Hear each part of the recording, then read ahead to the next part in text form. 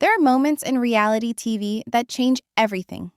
Moments so explosive, so raw, that the network quietly buries them before they ever reach the audience. And for Jasmine, that moment happened in the middle of a night she has tried to forget.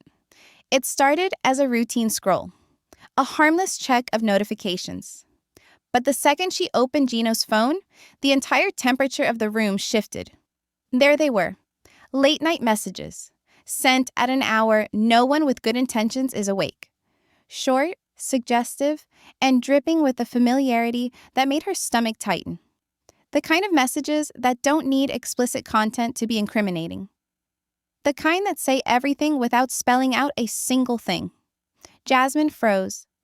The light from the screen hit her face in a way that made her look almost hollow, like she was seeing a version of her life she didn't recognize. These weren't random texts. They weren't accidental. The tone was too warm, too knowing, too dangerous. And in that moment, she wasn't angry. Not yet. She was quiet. Too quiet. The kind of quiet that usually comes right before a storm. But here's the part no fan has ever seen. This wasn't the first time she'd felt something was off. It was simply the first time she had proof. She looked at Gino sleeping beside her, unaware that everything was about to change. Unaware that the messages he thought would stay hidden were about to ignite the most volatile confrontation of their entire relationship. And what Jasmine didn't know, what she couldn't possibly predict, was that these messages were just the beginning of something far worse. On television, the story looks simple. Jasmine walking away from the wreckage of her relationship with Gino and finally choosing peace. Fans saw a woman determined to rebuild herself, new routines, new boundaries, and a new life untethered from the chaos she had lived in for years. It was the first time in a long time she spoke about wanting calm instead of conflict, stability instead of suspicion. And for a while, it almost looked real. Off camera, Jasmine was doing everything she could to start fresh. She cut ties, changed environments, and held herself accountable in ways viewers never witnessed. She was trying, truly trying, to rewrite the patterns that kept dragging her back into heartbreak. Enter Matt. To the audience, he appeared steady, measured, and almost impossibly patient. The kind of man people describe as safe. He spoke softly, listened carefully, and presented himself as the complete opposite of everything she had survived before. Production leaned into that contrast. So did the fan base. A calm, grounded partner for a woman who had lived in emotional turbulence. But privately, the cracks began almost immediately, so small at first that even Jasmine dismissed them. A look that lingered a little too long. A comment disguised as concern. A tone shift when cameras weren't around. Nothing big, nothing obvious, just off. Still, she ignored it. Because she wanted this new chapter to be real. She needed it to be real. But then, one night, something tiny, something most people wouldn't even notice, triggered that same instinct she thought she had left behind. A detail so subtle, it made her stop mid-sentence and look twice. And that moment led her to the first message that made her completely freeze. When Jasmine opened the conversation thread, it wasn't the words themselves that shattered her.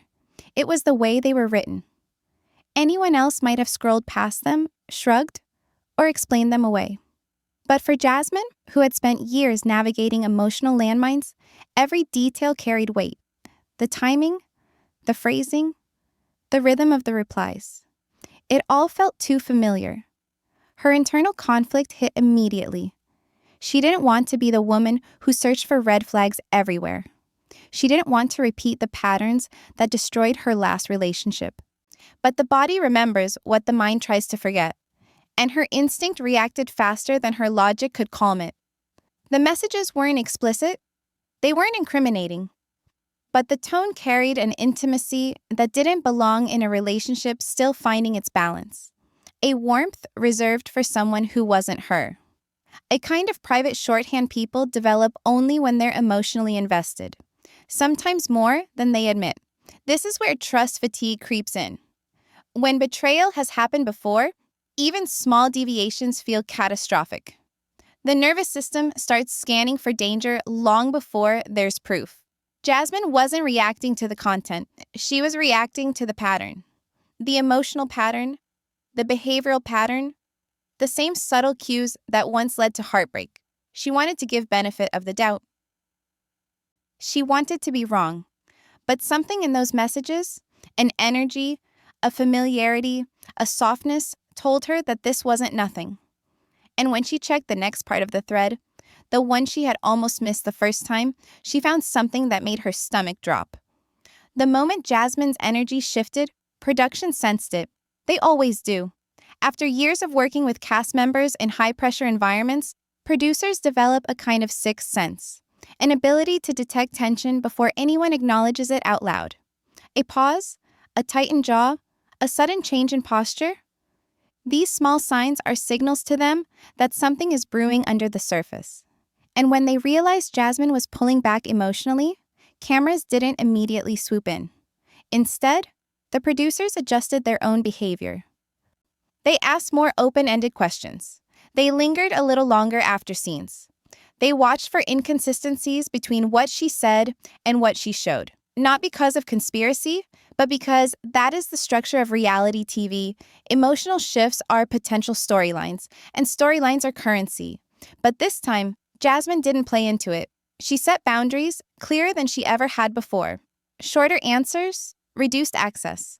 A firmer tone when producers tried to check in. She wasn't shutting down. She was protecting herself. And production noticed that too.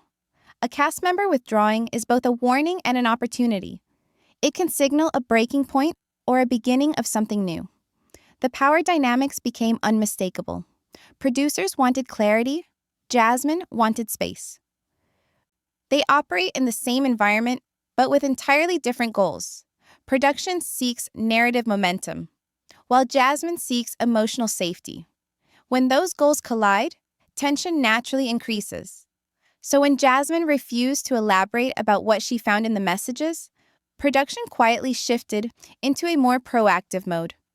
They began repositioning the storyline, preparing for impact, adjusting their expectations of what came next. And somewhere behind the scenes, conversations started happening. Urgent ones. Because they could tell something big was about to break. After the first messages, Jasmine didn't stop. The suspicion had taken root, and she couldn't ignore it. For 2 days, she methodically went through what she could access. Phone histories, social media connections, timestamps, and accounts she knew were linked to Matt. Nothing was invasive or fabricated. She relied only on what was already visible or had been shared publicly. Each small inconsistency, the deleted post, the changed profile picture, the timeline that didn't match her own schedule, added another layer to her unease. Social media had become a minefield of clues. Fans online were already speculating, piecing together fragments from posts, screenshots, and comments. Each viral theory, each what if, amplified the anxiety. Jasmine didn't need the internet to tell her something was off, but the collective attention made her hyper-aware of patterns she might otherwise have dismissed. By the end of the second day, exhaustion had set in. Emotional fatigue from past betrayals collided with the stress of uncovering new evidence. Her mind raced, her body ached from tense hours of focus, and every discovery felt heavier than the last. She wasn't angry yet, she was drained but determined. And then, after hours of methodical checking, she reached a point she hadn't expected. Beneath the normal clutter of everyday items, something small and deliberate caught her eye. Something she hadn't noticed before. A second device. It was subtle, almost easy to overlook. But in that moment, Jasmine's stomach sank. The message, the inconsistencies, and the exhaustion all culminated here. This wasn't about suspicion anymore. This was proof. And what she found on that second device would push the situation into completely uncharted territory. By the time fans started connecting dots online, the situation had already escalated. Viewers noticed small details, photos, comments, travel overlaps, and began speculating about a potential third party in Matt's life. Nothing was confirmed on camera, but the patterns were compelling enough to spark widespread discussion. Timelines didn't always match, and a few public social media posts hinted at connections that didn't involve Jasmine. Fan theories circulated rapidly. Some suggested old friends with unclear boundaries. Others pointed to a woman who appeared fleetingly in photos or online mentions. No private messages were invented, and no off-camera conversations were assumed. Everything discussed publicly had already been documented by viewers and online sleuths. The point wasn't proving guilt, it was showing how perception, timing, and subtle behavior can raise red flags. Secrecy breeds panic. In any relationship, hidden actions create tension, but in reality TV, that tension is amplified exponentially. When small omissions or unexplained details appear, they quickly morph into full-blown suspicion. Jasmine's instincts had warned her for weeks, and now the online crowd was echoing what she had already sensed. The more people scrutinized Matt's behavior, the higher the pressure became. For him, for Jasmine, and for the production team. From a behavioral standpoint, secrecy triggers a cascade of mistrust. Hidden devices, deleted posts, and inconsistent timelines all contribute to the perception of betrayal, even before concrete evidence surfaces. And in an environment where cameras are always watching, every pause, every hesitation becomes fodder for speculation. By the time production caught wind of the swirling online chatter and inconsistencies, they realized the storyline had shifted. They could no longer rely on the original narrative they had planned. Behind the cameras, urgent discussions began about how to manage the fallout from this emerging information. When production realized the storyline had shifted, the entire crew went into high alert mode. Normally, tensions between cast members are part of the plan. But this was different. Jasmine's behavior was no longer predictable, and the subtle signs of emotional strain couldn't be spun into the usual narrative arcs. Producers immediately adjusted, monitoring every interaction, noting pauses, watching body language, and trying to anticipate what could escalate next. In reality, TV, cast reactions are the lifeblood of a story. Producers can set the scene, suggest topics, or schedule confrontations, but the authenticity of responses is what drives ratings. Every glance, every hesitation, every careful word is potential content. And when those reactions shift outside expected patterns, the crew must scramble to redirect the narrative, contain potential meltdowns, and make sure the story remains engaging without becoming unmanageable. Off-camera tension often leaks onto the footage. A small conflict in the hallway, a quiet argument in the kitchen, or an uneasy pause during a casual conversation can change how viewers perceive the entire season. In Jasmine's case, her heightened awareness and protective boundaries created a ripple effect. Crew members moved cautiously, trying not to push too hard, because any misstep could lead to her shutting down completely. The real twist came when Jasmine refused to play the role the show expected. She didn't react with explosive anger, tears, or a dramatic meltdown. The behaviors producers rely on to shape storylines. Instead, she responded with calm, controlled resistance. She decided she would not be manipulated into performing suffering for the cameras. She wouldn't give them the meltdown they were counting on. For production, this was unprecedented. Ratings depend on predictable chaos, and the moment a key cast member opts out of the expected drama, the entire strategy shifts. Suddenly, the story was no longer theirs to control. Everything had been building for days. The late-night messages, the inconsistencies, the deleted posts, and the second device Jasmine had discovered. Off camera, the tension was suffocating. Each passing hour added weight to the situation, yet she refused to let herself react the way the show or anyone else expected. She had lived through manipulations before, and she wasn't about to hand over her emotional life for someone else's ratings. What changed wasn't a single event. It was the accumulation of small betrayals combined with the constant pressure of production watching, recording, and nudging her toward predictable reactions. By this point, Jasmine had moved past shock and fear, past anger and sadness. She entered a state of cold clarity, a focus so precise that it unnerved everyone around her. In a space where cameras thrived on heightened chaos, her calm was the real disruption. Producers noticed immediately. They had anticipated a dramatic confrontation, a meltdown, tears, or shouting, the kind of content that translates into clicks and shares. Instead, Jasmine stayed measured. She spoke with intention, moved with purpose, and maintained control over what was visible. Her refusal to escalate or perform for the camera wasn't passive. It was active, deliberate, and extremely difficult for them to navigate. This was the moment of agency. Jasmine realized that she didn't owe the show anything, and that her boundaries were non-negotiable. She could allow the narrative to be shaped by production, or she could define her own story. She chose the latter. By calmly asserting what she would and wouldn't allow, she disrupted the traditional power dynamic between cast and crew. The usual method of extracting emotional drama didn't work here. Her self-possession became a form of resistance. From a psychological perspective, this is fascinating. Human beings are wired to respond predictably under stress, especially when someone else seems to control the environment.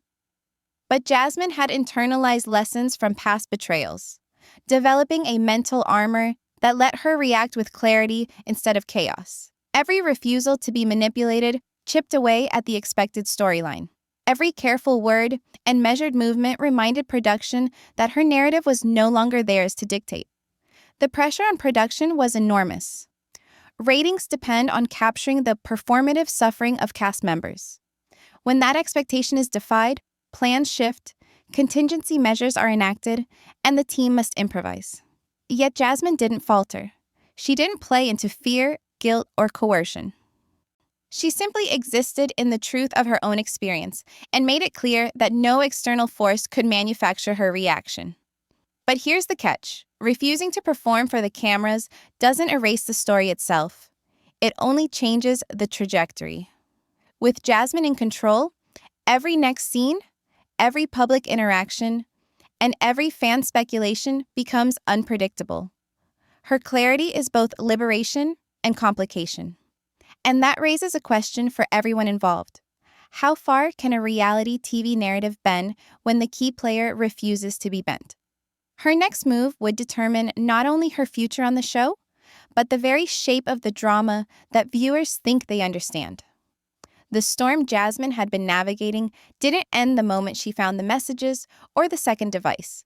In many ways, that was only the beginning. What followed was a series of shifts, personal, relational, and structural, that would ripple far beyond the confines of her apartment or the edited footage the audience saw. For Jasmine, the immediate effect was exhaustion layered with empowerment.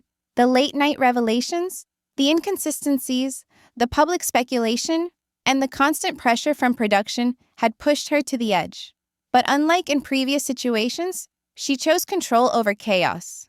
She limited what was shared, she decided when and how to respond, and she refused to let herself be molded into a stereotype for the cameras. This decision, while mentally taxing, gave her a new sense of agency. She realized that she could protect herself without becoming a villain or a spectacle, even when the narrative around her suggested otherwise. Matt, on the other hand, faced a different kind of scrutiny. His carefully constructed image of steadiness began to unravel under both Jasmine's measured reactions and the public's attention. Every social media post, every unexplained absence, and every fan theory amplified the tension. He could no longer rely solely on charm or perceived calm. The discrepancies between his public persona and the private reality were visible, even if unspoken. In the show's context, this created friction. His credibility, once taken for granted by viewers, became a focal point of speculation and debate. For production, the implications were immediate and ongoing. Reality TV depends on predictable arcs: conflict, resolution, catharsis. When a lead refuses to perform expected behaviors, storylines must be recalibrated. Scenes were reshot, interviews restructured, and post-production edits adjusted to maintain continuity while respecting Jasmine's boundaries. Behind the camera, crew members had to manage heightened emotional tension while ensuring the narrative remained compelling for viewers. Jasmine's refusal to play the expected role forced producers to rethink not just individual episodes, but how they approached casting, story pacing, and audience engagement for the season. The narrative itself became more complex and layered. On the surface, viewers witnessed a relationship tested by betrayal, secrecy, and tension. Behind the scenes, they were watching the subtle power struggle between cast autonomy and production expectation. Fans online speculated, debated, and shared theories, while Jasmine's measured response and insistence on boundaries created a new type of drama, one that was quieter but no less compelling. It challenged assumptions about who drives the story and who is merely a performer. Emotionally, the aftermath for Jasmine involved both relief and continued vigilance. She had navigated her way through fear, anger, and doubt, emerging with a clearer sense of her own limits and priorities. The experience underscored the importance of self-preservation in high-pressure environments and illustrated how past trauma can inform present choices. For Matt, the events were a stark reminder that reputation, perception, and behavior are constantly under scrutiny, especially in situations where personal and public lives intersect. The show's narrative also shifted in unexpected ways. Instead of relying on explosive confrontations or overt drama, episodes highlighted tension, subtle exchanges, and the psychological stakes at play. This approach changed how fans engage with the content. Conversations moved from gossip about overt meltdowns to discussions about trust, boundaries, and the emotional labor required to navigate reality TV relationships. The engagement became deeper, more analytical, and in some ways, more meaningful. Ultimately, Jasmine's story became a case study in reclaiming agency within a system designed to commodify personal emotion. It proved that refusing to perform for the camera doesn't diminish drama. It transforms it. Her measured responses, careful decisions, and clear boundaries created a tension that was compelling precisely because it wasn't predictable. It was a reminder that reality TV is not just about what happens on screen, but also about the unseen negotiations, protections, and personal strategies that define a cast member's experience. As the season progressed, viewers began noticing the difference. The episodes carried a weight that went beyond traditional conflict. Every interaction, every social media post, and every small decision became fodder for speculation and engagement. And while Jasmine moved forward with greater clarity and control, questions remained. How would Matt respond in the long term? How would the production team adjust their strategy for future cast members? And what new stories might emerge from these altered dynamics? This story isn't over. In fact, it naturally leads to another chapter in the saga of 90 Day Fiancé, where secrecy, social media scrutiny, and power struggles continue to shape relationships and narratives. Next, we'll examine a situation where a similar pattern unfolds, but the stakes and the fallout reach an entirely new level, proving that in reality, TV control is never fully in anyone's hands.